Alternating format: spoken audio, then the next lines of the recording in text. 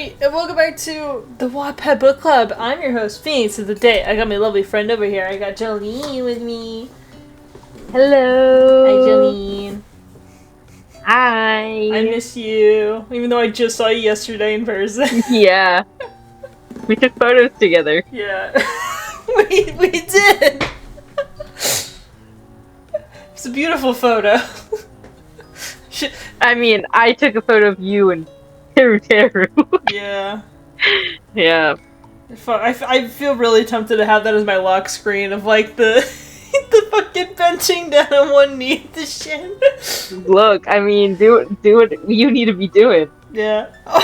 First thing I see when I open up my photos. It's beautiful. Love that. Yeah. Love that for you. Anyway, speaking of men.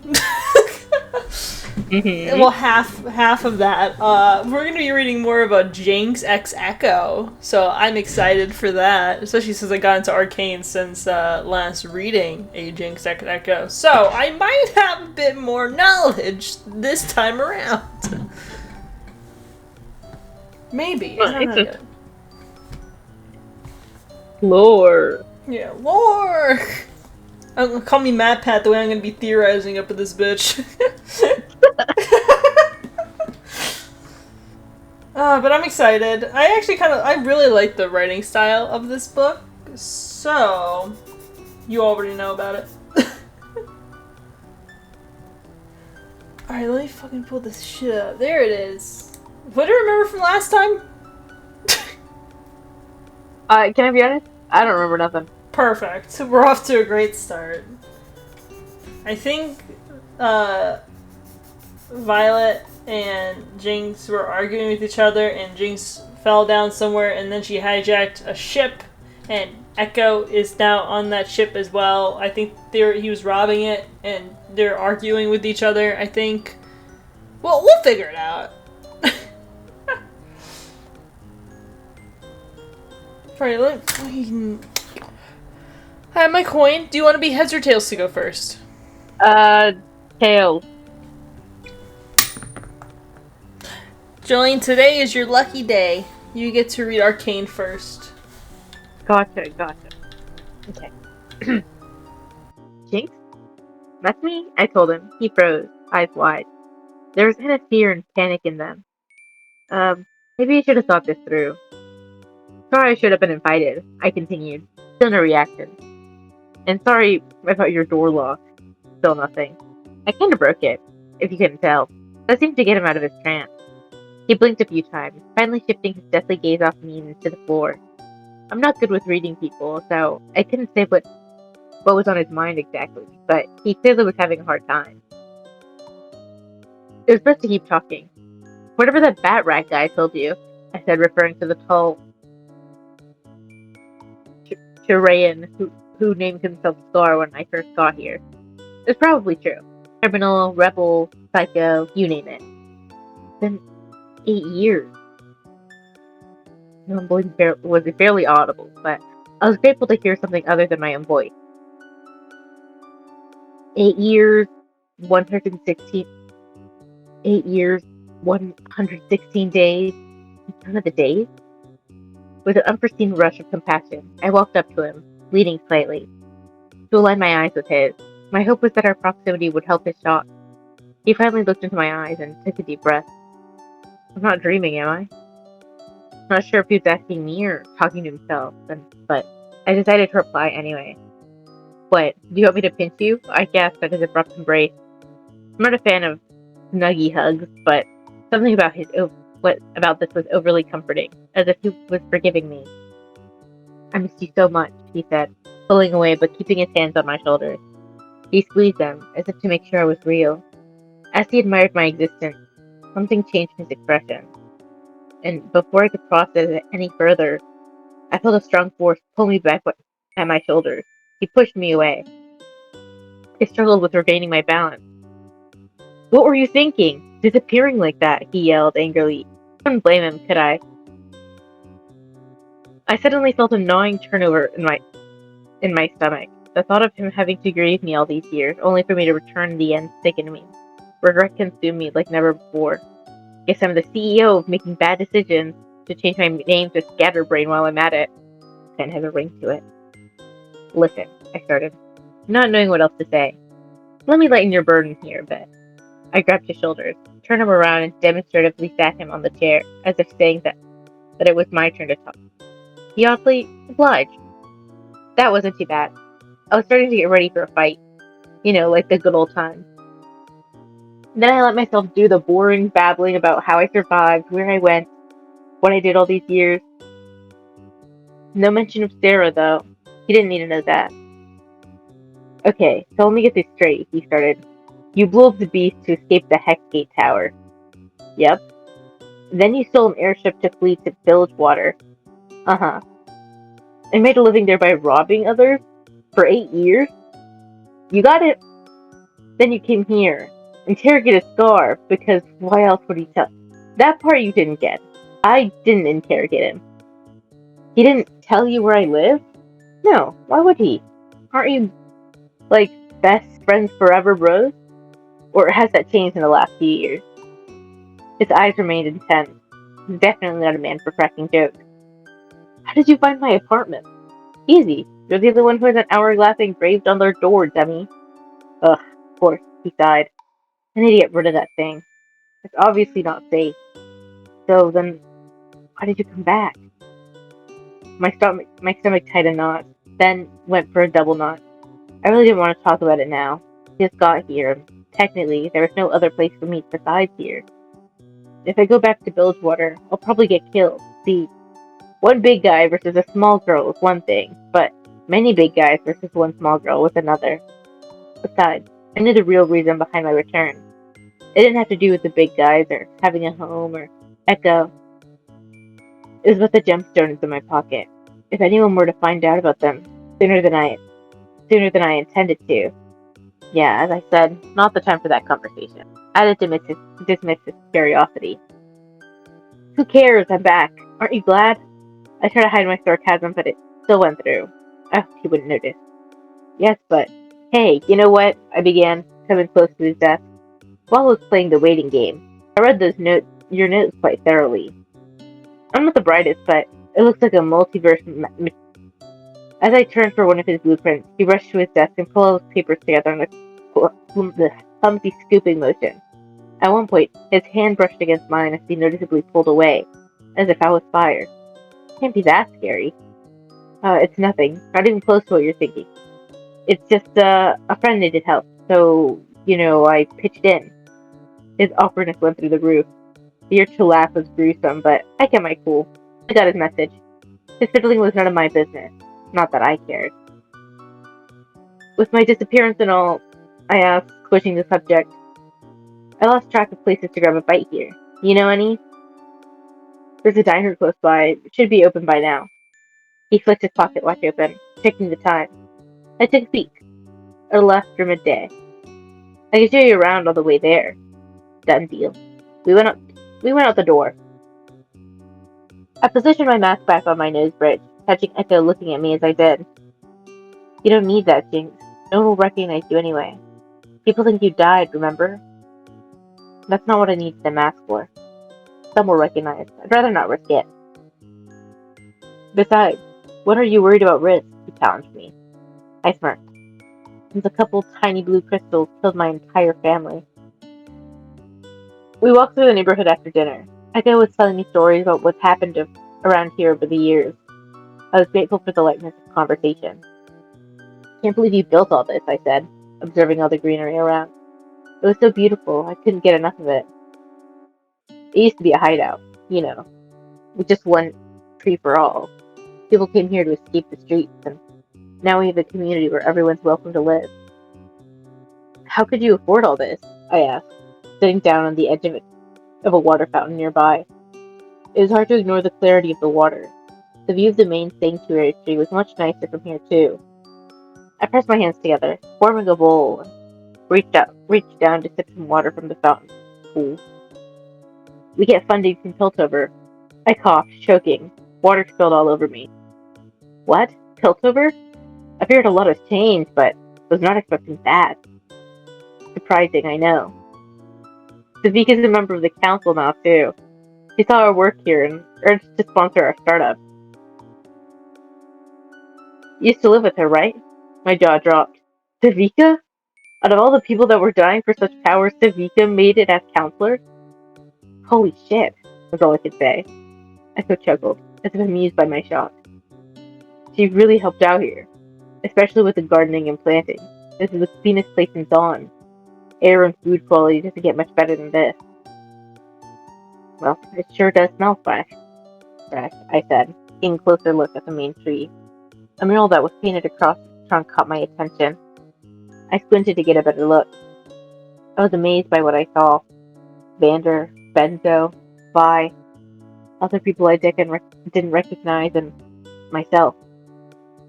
I suspected Ekko spotted my mood shift. That mural is, well, it's a tribute to whoever would have passed on. We painted a few months after this place was built, before we realized Vi was a person and not, you know.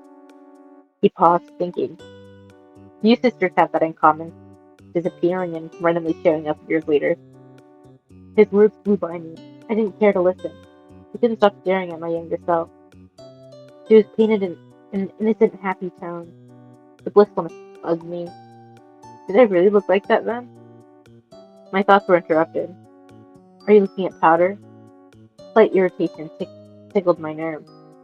What do you mean, powder? I was still alive then, you know. That's me. Is it really you, though? He gave me a stern look, one that I didn't like. I knew you were alive, Jinx, but it was powder that died. Pretty bold for a guy who just met an old friend he thought he was dead. I was going to throw fists until... Ekko! I turned to see where the voice was coming from, and at that moment, I deduced their identity. I knew I had to run. My only hope was that Ekko would keep his mouth shut. And also, I did what I do best. Vanish. Damn. I feel like I'm back watching Arcane with this, man. Nice. Wait for the vibes, you know, hopefully you weren't too bored. I'm going for a he fell first and she fell harder type story and barely sprinkled in that into the chapter. Tee-hee! There'll be more, I Joline, this is the best book ever. I love it. Alright, Ekko. Alright. Ekko! I tilted my head. I saw Vi in the distance. My eyes stretched into realization. She had no idea that Jinx is alive, nor that she's here. How does one go about explaining that her dead sister's not dead at all? As Vi came closer, she asked, You done with my crusher? Not yet. I was busy with other things. My words were soft, calm. I was meaning to avoid any strong emotions to prepare for the breaking news. Took you 5 minutes to fix it last time. I have work to do with those. Of course she got mad. My calm and collected conversation failed completely. I better tell her how now before she gets any angrier. I know, but crazy things happen today, and there's no time. Cut to the chase, she demanded, crossing her arms. I took a deep breath, my heart racing. I felt the moisture of sweat on my skin, not understanding why I was so scared. It was just a matter of letting it out. Jinx is alive. Okay, she's right here. I straightened my arms to present Jinx, but she was gone. I looked around, trying to spot her. Nowhere. I must be cursed. I felt a firm grip on my shoulder. Ekko, you need to sleep. Look, you're hallucinating now. I'm not hallucinating, I yelled back, pushing her away. She's really here. I spent the whole day with her, and you want to tell me it was all in my head? For falling for it? It was so irritating to watch Vi fill with empathy. She's not going to believe me. I'm convinced that even if I were to be asleep when she came yesterday, we would have the same discussion. I grunted in annoyance, hating Jinx for disappearing again. She picked the perfect moment to do it. Come on. Vi hugged me by my shoulder. I succumbed. Let's go for a walk. I gave up. I was on my way home now. I searched for Jinx everywhere. The tree, the diner, Asked Gar if he's seen her. I even checked the investor's lodge. It was as if she was dust and flew away. At one point, I started to seriously consider it was all a hallucination. I mean, it made sense. Why would she suddenly show up so many years after her death? Before Vi left, she kept lecturing me about how I had to stop with my multiverse invention. There's no point in wasting my energy and well-being on something that was pretty much impossible without the Arcane. Oh my god, that's the name of the show, Joline. The Arcane. Oh my god, Arcane. Oh my god, that's crazy. It's making you crazy, she kept saying. You already had a few of those episodes. Remember when you tried building a time machine to retrieve the Arcane? Like the name of the show? Or worse, when you try to synthesize it? You're doing dangerous, illegal work. You need to stop this. Easier for you to say when the love of your life is always at your side. Oh, please tell me they mean Catherine. Please. Catherine? Was that her name? It's the blue girl. I'm trying to remember. Oh, Caitlin. Sorry. Why did I say Catherine? Catherine the Great. It's the girl of her lifetime. Ah, shit. I love crack ships. I huffed at her to defend my values and heard her sighing in dismay. I sensed her slowed movements, her body language spoke in sorrow.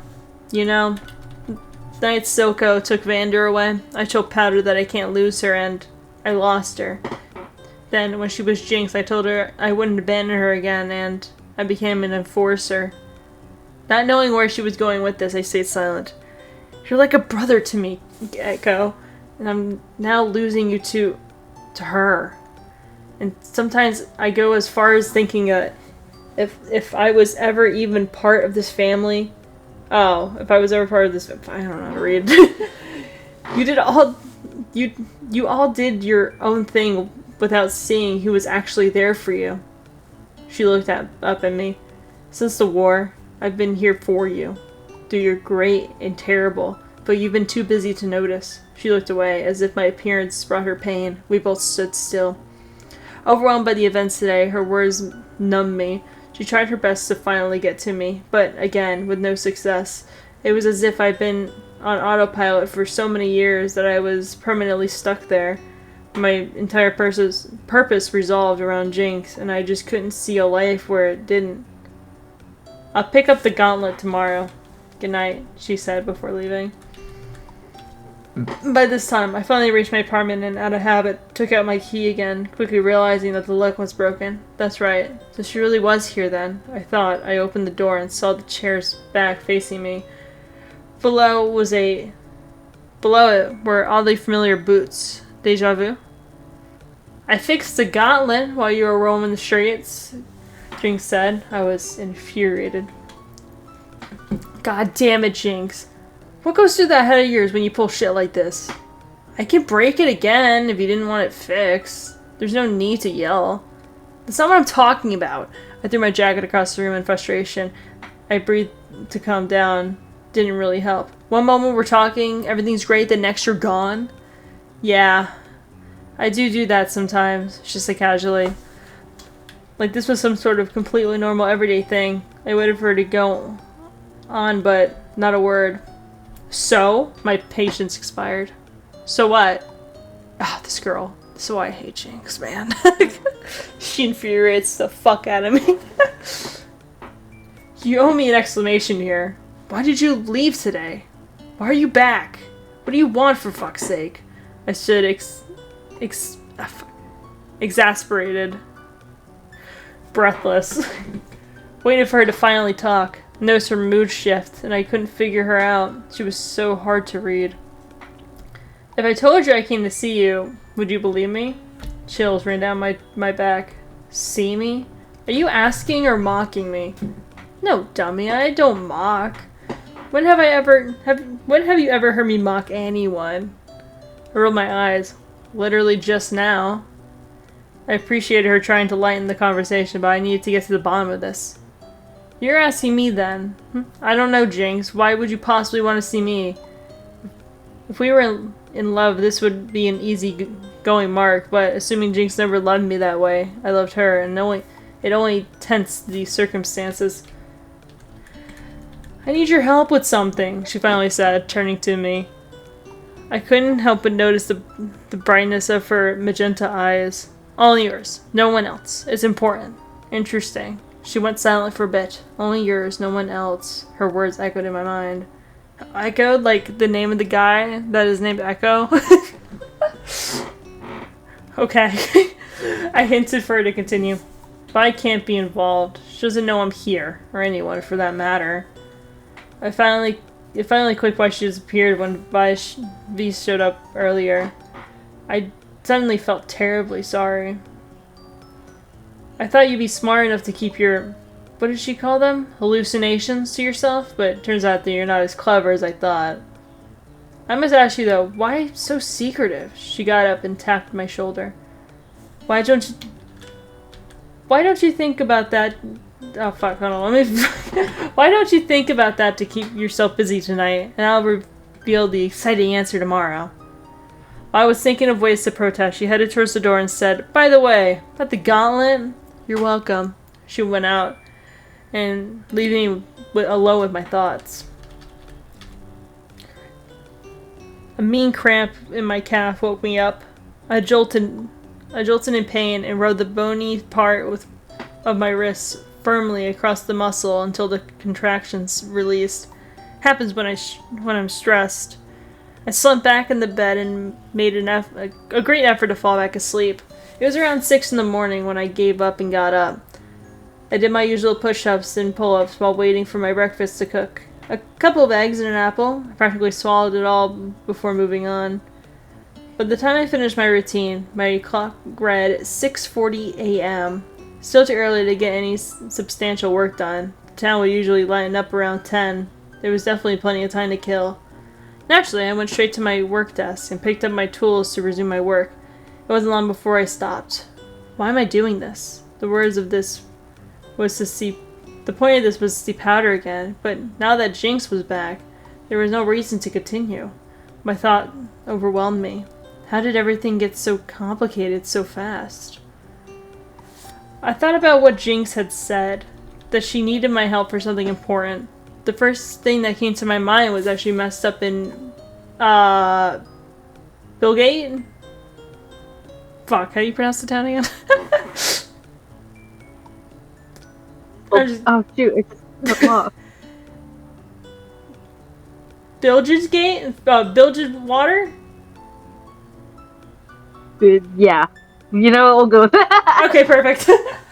And had nowhere to go but here. The part that doesn't make sense is what she needed me for. Not Vi, not... Oh, fuck. Skavika? Savika, yeah. But me. The puzzle frustrated me. I don't have to suffer for long, though. She said she'll explain today. Hopefully she kept her promise. I figured I would let Scar know I won't be helping him out today and quickly scribbled a note. Hey Scar, please don't worry, I'm fine, everything's fine. Something came up yesterday and I need to sort things out today. Run the core discussion without me and check the farm sensor number 3 if you have time. They had issues last week. I will be back tomorrow. Thanks man, as always, EK. When I came back after dropping the note off at Scar's place, all I had to do was wait until she came. And if she wouldn't, it'd be fine. One day of nothing won't harm. I was reading when I heard a mute cry from outside. Uncle Ekko! A child's voice shouted. I looked in his direction and saw Mika's head pop up through the window. He was jumping up and down as he was too short to reach it. I giggled to myself before I let him in. Hi little man, what's up? What are you doing up so early? He skipped to my desk, placing a cylindrical model on it. Cylindrical. Cylindrical? Cylindrical. Cylindrical. Cylindrical. Cylindrical. Where's the F, girl? Okay, sorry. The mic was breaking up. Cylindrical. Model on it. Well, I saw you left the note for Dad, and I was bored. I need to talk to you quickly before you get busy with other stuff, he said, trying to catch his breath from all the jumping. I want to show you this new thing I made, but the button, this one? He looked at it, pressed it repeatedly. It's not working, I can't fix it. Can you help me? Sure thing, bud. Let's take a look. Sorry I did the Samuki voice for that poor kid. No, I was literally like, you have to do this. Mika was... sorry, not Mika. I'm dying. I am sorry. Plunge the knife through my chest. Maki... fuck. Maki! I am using every name except for the poor kid. No, actually, you know what? Just use Danganronpa names. You're just gonna read this like Danganronpa. Oh my god, what a beautiful crack ship this would be for like Maki's random ass probably the smartest kid I've ever met. I mean, she is. I love Maki. Mika was probably the smartest kid I've ever met. Not sure where he got the genes from, because his dad wasn't that intelligent, sorry Scar. As a baby, he would find my tools more entertaining than his own toys. So I started to teach him some things about screws and bolts. As he grew up, he assisted me with my projects, and then eventually moved on to creating his own inventions. Oh my god, he is Mew! I see him around frequently, since he'd periodically come by to ask for help, and besides that, I had taken to fun events in the city sometimes. It was quite fun to be around for a 7-year-old. It wasn't long before we fixed his button. There it goes, I said, as we watched his device work with its magic. Wow, thanks, Uncle Ekko, he chirped. What's it supposed to do? I asked. You'll see later, teehee. He went to the door, but I stopped him. Are you working on your double maker? What the fuck's a double maker? Oh, that? I duplicated coins a couple times to buy some gum, but then they would crumble after 5 minutes, so I gave up on it. But wasn't that your goal, for duplicates to crumble after a certain point? Yeah, but 5 minutes is too short. I had to duplicate, then run to the store and run away quickly before they noticed. It was risky and scary. I couldn't figure out a way to make the time longer. We can try together. Yeah, I love you, but I can't stand Samuki. I can't stand the Samuki voice. Please. It's one last one. No, I'd rather you do it as Toad. Oh god. Can I do the dying old man voice for this last part then? Dying old man? What if we need it? What if we need it for later? We can use multiple dying old men. Okay. We can try again together if you want, I offered. Nah, I'm bored of it anyway. This thing will be cooler. Your head will explode from how cool. This time it wasn't me who interrupted him, it was a knock at the door.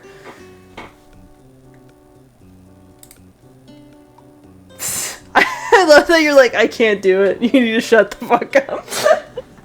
Look. Anyway. I'm looking. Look. Things happen. The lock was still broken. Honestly, I wanted to just walk in, but the last few times, so-called time god was on the angrier side when I did that. So, I switched it up by knocking. While I was waiting, I looked down, noticing a hole in my pants at the thigh.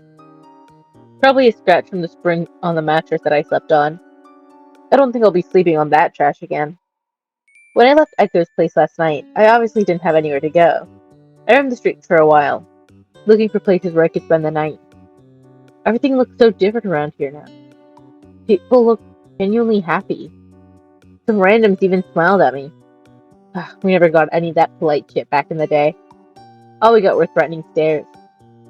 I stopped by the last drop, hoping to get a drink, but this place didn't look anything close to a bar.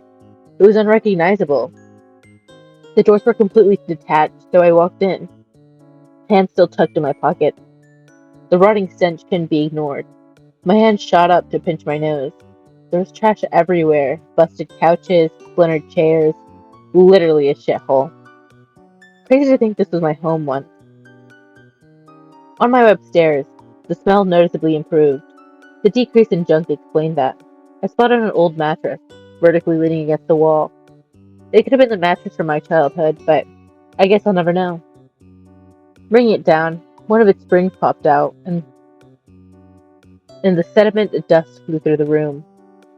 My reflexes forced a couple coughs out my lungs. Then, without much thought, I plummeted on the soft surface, falling asleep.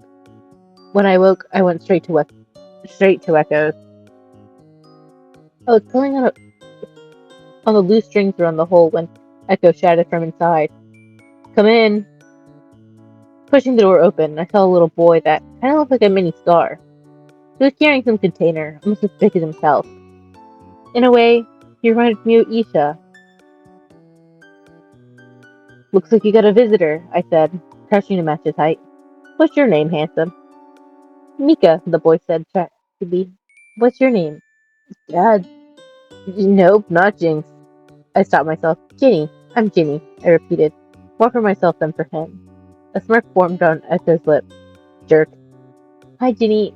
This is Uncle Ekko, the boy introduced. My head tilted in intrigue. Uncle? I asked, shifting my great gaze to Ekko. Yeah, I know Uncle Ekko. Take it easy, kid. As soon as I got up, they both fixated their gaze on the right of my hip. Their glued stare stirred discomfort in my stomach. I stopped in my tracks, their fixation unchanged. I looked down at my hip, and to my utter dismay, it glowed blue. Edging itself out of my pocket was the gemstone. Dang it. I quickly pushed it back inside, but the damage was already done. Mika, you need to go, Ekko said, his voice low and firm. But did you see that? It shined like a star, and Mika started, exhilarated. Don't push it. Out. The boy frowned, grunted in disappointment, and reached for the door. Wait, Mika, I have a huge favor to ask you. Will you make me a promise? The boy blushed slightly. Yeah, Ginny? Promise me to keep the blue star a secret, okay? No one can find out. He nodded, then giving Ekko an angry look, slammed the door on his way out. Unbearable silence filled the room, so unbearable that I was afraid of meeting eyes with Ekko. I swallowed hard, understanding things would not go as planned. I messed up this time. This is your big reveal? He finally said, agitated. I've never seen him so distressed. You weren't supposed to find out like this. I clenched my fist in frustration. I already hated the sound of this argument. How are you going to tell me then? He rose angrily from his chair and brought himself so close to me that I could feel the heat radiating from his body. He suddenly became self-aware of his stance, inside as he took a step back. You have possession of the most illegal material in the city. You want to bring me into your plans? Whatever they are, unlock your drawer.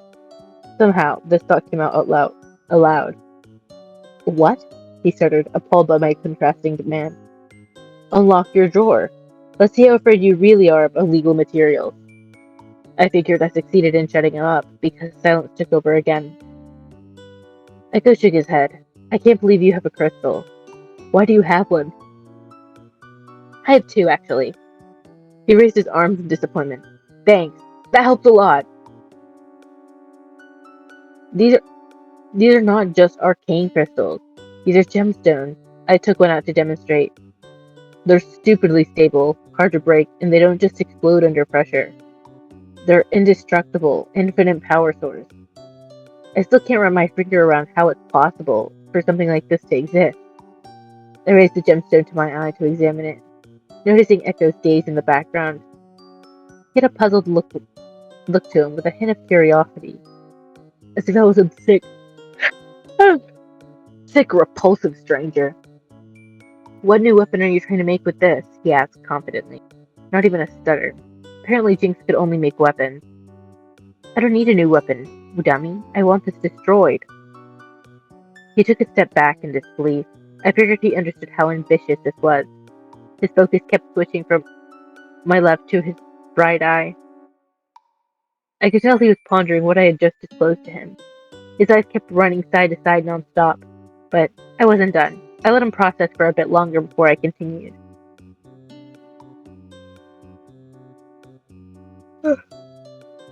Let's wildly assume we somehow shatter the gemstones by immense heat or pressure. Pieces of crystal remained and be found by others to exploit. Not an option. Or we detonate them. Now, how could this be done secretly if the explosion can be heard, seen, and felt from at least 5 miles away? Crossing that off.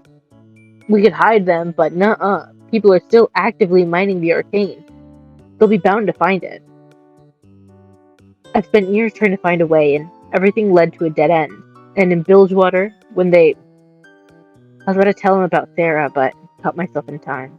He was listening to me so careful that I forgot. I was actually talking to someone. Strange how safe I felt around him when the most dangerous crystal was in my hands. I just need these to be gone forever. There's been enough trouble because of them, and it has to stop. You're the greatest inventor I know, I added, coming closer to him. And if anyone knows how to deal with this, it's probably you. I turned away, needing a moment for myself. I didn't anticipate explaining this would be so difficult. That was the first time I voiced years' worth of deliberation. I never told Sarah about any of this. Her listening to my useless chatter would put more of my burden on her. She already had bricks on her shoulders. My bricks.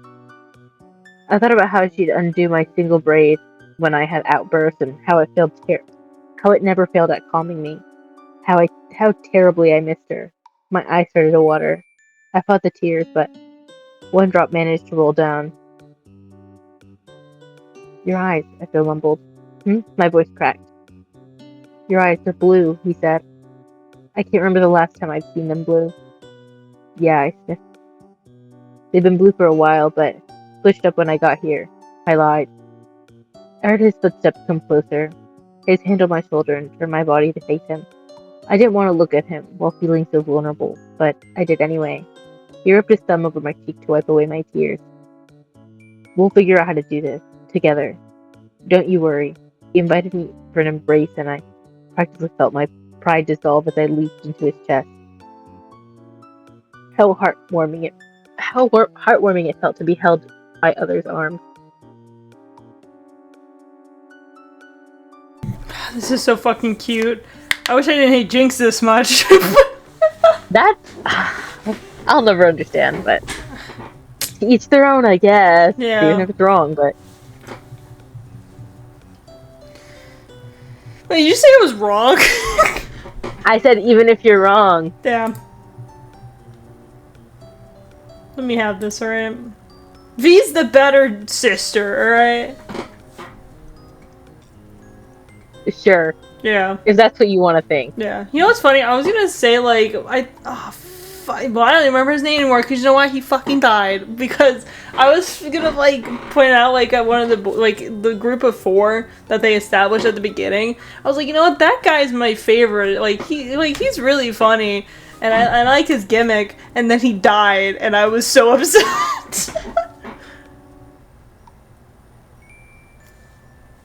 Who are we talking about? You know how, like, at the beginning it was like Powder and Vi, and then, like, then 2 boys in their group. Milo? It wasn't Flagger? Yeah, that one. Clanger. I thought he was so cool. I thought you called him Clanker. I was like, yo, okay. Well, he's not a robot. No, he's not. Yeah. Dude, he was gonna be my favorite. Not anymore, because he's fucking dead now, but... A fish can dream. Alright, Ekko's POV with this shit. Oh, this shit's so good. Fuck. I spent quite a bit of time ensuring that she was okay. An attempt was made to find out what happened to Blagwater, but she kept her lips tight on the subject. I figured it was emotive? It was emotive, judging by the way that she spoke about it earlier and how quickly it made her fragile. If we were going to work on the Arcane, which is the name of the series, destruction together with the blank plan, she would have to stay here a while. She needed a new home. Apparently she stayed at the last drop last night, which I was appalled by. The only semi-habitable place in that building was the roof, and that wasn't even indoors. I brewed her some chamomile tea and made us lunch. You drink tea? She asked in disbelief. I looked at her confused. What's wrong with drinking tea? She shrugged, watching the steam rise from the hot liquid. I don't know, it seems very Piltover-esque. Yeah. She took a sip. It's good though. Thanks. Our chamomile is Zon grown. Nothing Potovan about it, I reassured. You keep talking about all these farms you have around here. What's all that about? She asked, with her mouth half full from the first bite of her meal. I wanted to show you them yesterday, but someone, left the premises early. She gave me an unimpressed look, her left cheek bulging out with food. I chuckled at the sight of her hilarious expression and went on. When the growth of the sanctuary began to stabilize, we noticed people had nutrition problems. Many were sick. Seafood, taking up the majority of our diet, took a toll on sometimes. So, one of our teammates suggested we start growing produce to fight the problem. I noticed Jinx playing with a tomato slice on her plate. The Topside Council supported our decision by providing us with soil, seeds, and fertilizers to start up. They trained us, we learned farming techniques, and innovated water and air cleansing instruments. Now we have 10 farming sectors and grow all the common crops, fruits, vegetables, herbs, and teas. The elders that were experienced with herbal medicine opened up some small pharmacy here too. Is 10 sectors enough for everyone? Enough for everyone in the sanctuary. Our community's small and there's just under 10,000 living there. However, extra produce we have left, we sell to the outside Zontes, and it will bring us extra income. I breathed heavily, reacting to the negative I know this word. Apprehension. You do know this word. There we go. That filled me. There's been many protests about why people here get food for free while everyone outside in the sanctuary has to pay. Jinx choked on her tomato. People here get food for free? How did you make that work? As long as they serve the community, they can get everything they need to live. But how do you make sure of this? How do you know they're not bluffing? We trust. Bullshit. She spat out, then noticed that I was serious, added, Come on now, really? I moved my empty plate out of the way, feeling the need to use the movement on my arms to prove my point. We segregate an entire crew that determines who is welcomed here. Then we receive an application. We search their history, investigate their connections, living conditions, family situation, everything. If our criteria is met, we give them a home. And the others, Zontes, the ones that don't tick off all the boxes in your checklist, you just abandon them. The hope is that the community grows. The rejected will be motivated to better themselves, clean out the obstructed files we have on them, reapply, and get accepted. So your goal is for this whole thing. Your goal with this whole thing is to eventually have all of Zon be part of it. Precisely. Jinx laid her head in her fists, squishing her cheeks, pondering. Isn't it great here? Think about it. Imagine if all Zon would be like this. Your ass at playing politics now, huh? Oh, your ass is playing politics, sorry. I smiled at her remark. Are you the president of this thing? No, I'm just an inventor. There's no president here, no council, but if you're asking who the highest of the hierarchy, it's probably... I just said it earlier. Savika? Yeah. Yes. She said, still pondering. Then got up to stack our empty plates. Thanks for lunch, chef, she said, taking them to the sink. Listen, I need to go over to Scar's. I'll be back in a few hours. I took my jacket, and just before I left, I added, make yourself comfortable. You'll be staying here tonight.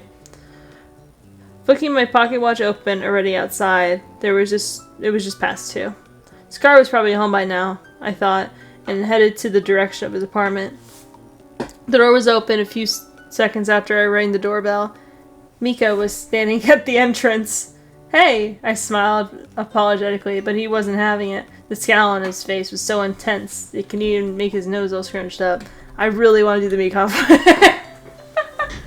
Sorry, the Samugi one. Don't do it. I know. Ah, fuck. I don't know what to voice to do now. Dad, someone's here to see you. He yelled, walking away. I closed the door as I stepped inside.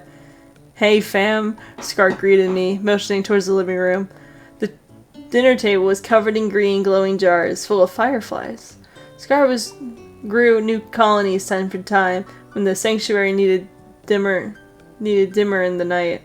These flies were our greatest light source. They also feed on pests, so we released them in the farming sectors. Recently, he's been trying to genetically modify them to target small, unwanted insects. I guess he was working on this when I came in. I sat on the couch, noticing a water purifier on the edge of the table. Weird. Why is this here? I asked, pointing at it. I went over to Sector 3 today. Turns out this purifier broke and I took it in for you to fix. Part of their crops died because of it, because they've been using the water thinking it's clean. We either need to get new seeds or use part of their fresh crop, or else we won't have enough corn next month. My hand reached to rub my temple. Too many problems these days. Do you tell Talon to take care of it? I asked. He was the one who told me our options, Scar said, closing one of the jars and sitting next to me. Mika told me he saw some chick at your place today. He started. Is that the foreigner? Turn your brain on, think quickly. I thought to myself, feeling the beat of my heart accelerate. No, I met her a few days ago. She was all alone, running away from an unsafe situation. I think we will take her in. Scar stared at me, eyes wide. Was that an investigation? I looked down and came up with a lie. You know how I left yesterday morning? I was actually doing the investigation myself. She's clear, trust me.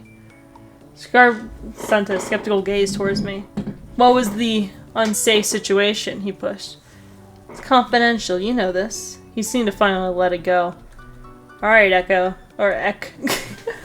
But you need to take her files to the crew. What does she do anyway? She's a mentor. I can use an extra set of hands, you know. Speaking of which, do we have a free apartment in our building? Scar's... Damn, bending all the rules for her. He's a whip. Yeah, shit. Bro is falling hard. Scar picked up a stack of clipped papers from his shelf. He flipped through, pausing at one of the pages. That family from Shrima just left. 8th apartment on branch C.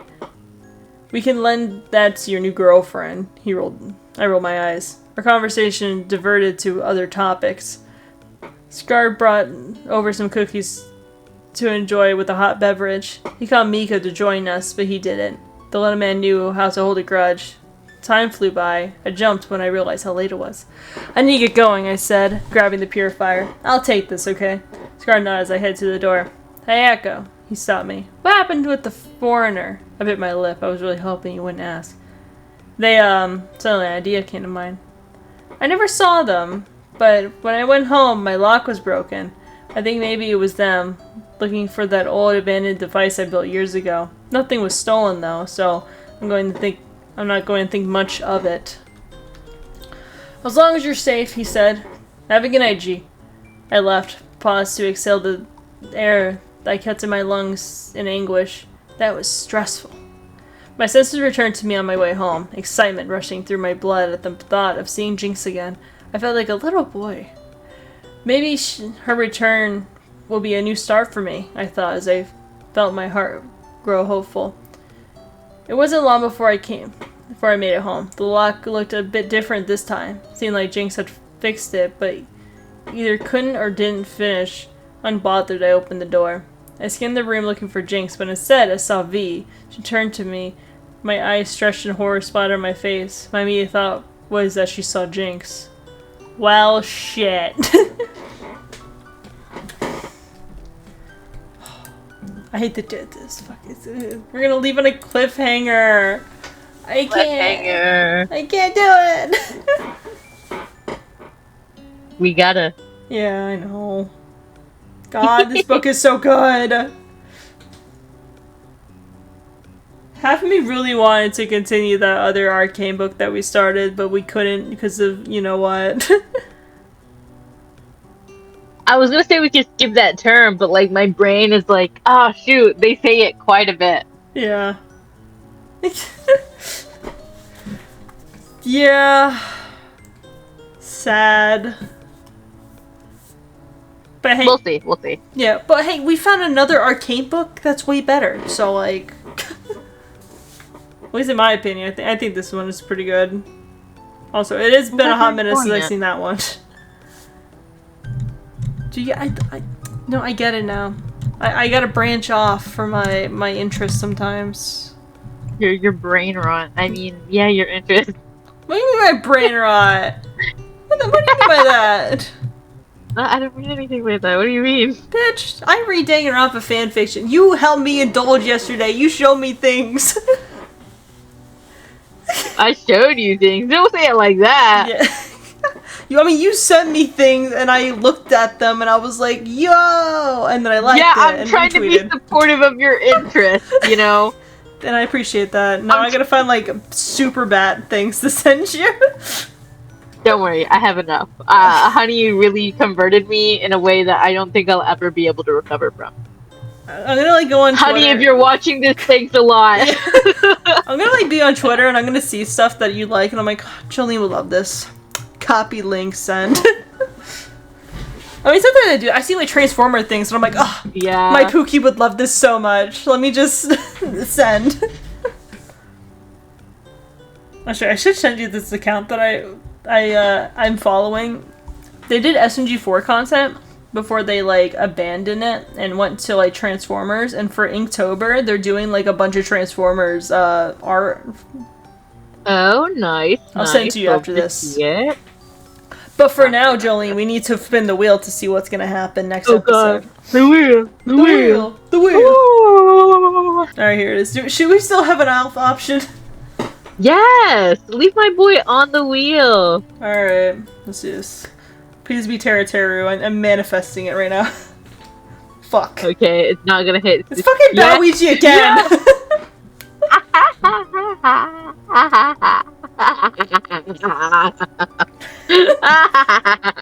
Not the evil villain laugh. Yes.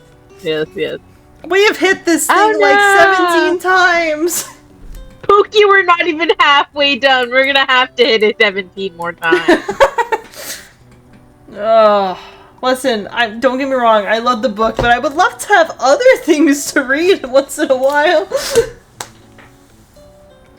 You weren't complaining when we had Sanji 3 times in a row. Okay, but like, we hadn't read Sanji in a hot minute at that point. And look, it's off the wheel now, so it made the fucking slice of Baluigi pie bigger. Well, would you rather Baluigi or sold to a gang leader? Shit, you're right. Baluigi all the way, guys. Shit, I wanna read Polytrix again. I loved that one. Dude, that one was so fucking good. I miss it. I miss it so much. I'm so surprised you haven't been like, you like caved one day and just like read the entire thing and you're like Phoenix, this is amazing. I have self-restraint. You read the entirety of the Baluigi before I could. Look, I haven't even read the entirety of the Baluigi. You read more than what we've read together. Look, I was dedicated. I've never read anything for Baluigi. I've read Polytrix on AO3. Polytrix is the first the first fanfic, ship that I've downloaded onto my phone. That thing is saved on PDF. That is the first AO3 fic I have downloaded. Damn. That was your first one? First one. I normally don't download anything. I'll just bookmark it and move on. Wow. You've been on AO3 for a while. I'm so surprised. Yeah. Also, wait, do you want to share the good news? What good news? I'm scared. About how you checked in AO3 and they have a number of chapters out now for they have an ending. Oh yeah. No, I'm so sad. What do you mean the good news? I don't know. Wouldn't that be exciting for you? No. You like it when books are complete. Yes, because normally sad. I'm sad. I'm depressed. Maybe Maybe this is another reason why you don't read, like, incomplete books for, like, the soul crushing and, like, oh, can no longer continue. It's gonna be over, and what am I gonna do? Read more about Ouija by a different... Or maybe this author made more stuff that you would like. Not the sigh. Alright, more Ouija. Oh, dude, that last chapter ended up so fucking good. I can't wait. I need to see Mario's reaction to him finding out that Luigi likes Bowser. I need it. Will he ever find out? I feel like he will. Bro noticed him getting all fucking giddy and shit and sneaking out late at night. Fucking seeing that sneaky link, so I think he's going to find out eventually.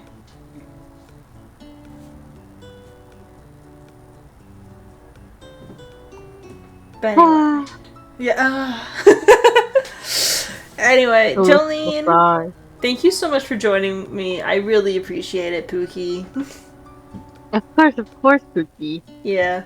If you'd like to see more Wattpad Book Club, I have a playlist on screen with all the other Wattpad Book Club readings I've done in the past. There's Joline, there's Sage, there's Honeybee, and there's Lego. So if you haven't, like, it's a long catalog, but if you have favorites or different ships and stuff that you like, be sure to check out the playlist, and maybe we've done that before. Especially if, like, Hasbin, Oto, or Baoiji, we got plenty. Oh, and One Piece. One Piece is also in there. And then on screen is the last Wattpad Book Club rating that was uploaded. It should be on screen. So if you are interested, go check that out if you hadn't already. Joline, do you have any final words? Inspiration? I don't have any final words. Wow. Baoiji for life. That's... Yeah, truly. Yeah. But anyway, my name is Phoenix. That was Joline. And we'll see you guys next time. Bye! Bye!